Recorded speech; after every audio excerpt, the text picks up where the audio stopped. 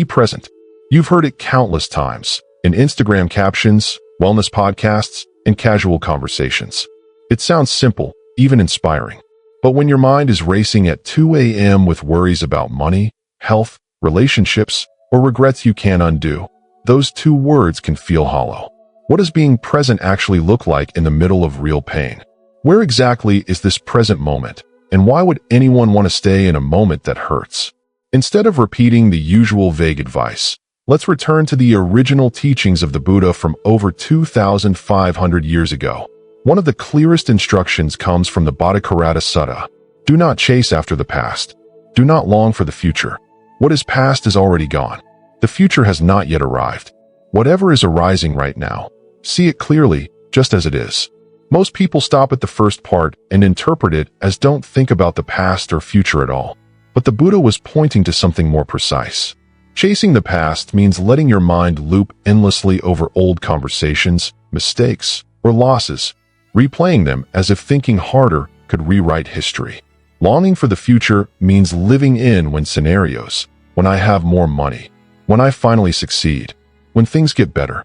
Both habits steal your attention from the only time that truly exists. The key instruction is in the 3rd line. See clearly whatever is arising in the present. The Buddha wasn't telling us to stop planning or remembering. He was urging us to notice how much of our life is spent mentally absent from where we actually are, and what that absence costs us. Facing the end to truly live. To help us wake up, the Buddha taught mindfulness of death, Marasati. Far from being morbid, this practice is meant to sharpen our appreciation for life while we still have it. He encouraged his monks to reflect. This body could fail at any moment. One monk said he could live for another day. The Buddha replied that was still careless. The monk he praised was the one who reflected, I may die after this very breath, breathing out and not breathing in again. In the same sutta, the Buddha reminds us, today is the day to strive earnestly. Who knows? Tomorrow death may come. There is no bargaining with death and his great army. This isn't about living in fear. It's about removing the illusion of endless time. When you deeply accept that your life is temporary, something profound shifts. Problems that once felt massive, a rude comment, the need to be right, status anxiety, suddenly look trivial.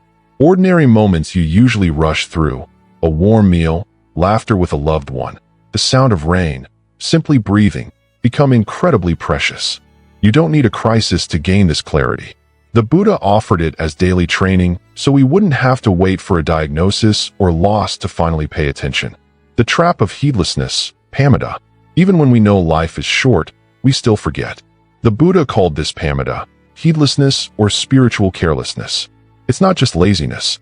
It's a subtle inner sleep where you continue working, eating, and moving through life, but you've stopped truly paying attention to what matters. He identified 3 intoxicants that feed pamada. The vanity of youth, believing time is unlimited. The vanity of health, assuming the body will always work. The vanity of life itself, taking tomorrow for granted.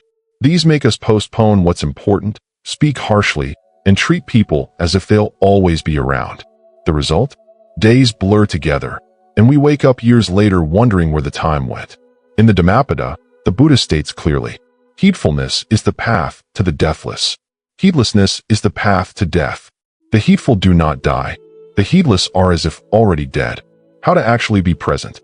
Presence isn't about forcing yourself to stare at the present moment. It begins with a simple, honest question you can ask many times a day. What I'm about to do or say right now, does it lead to more suffering or less for myself and others?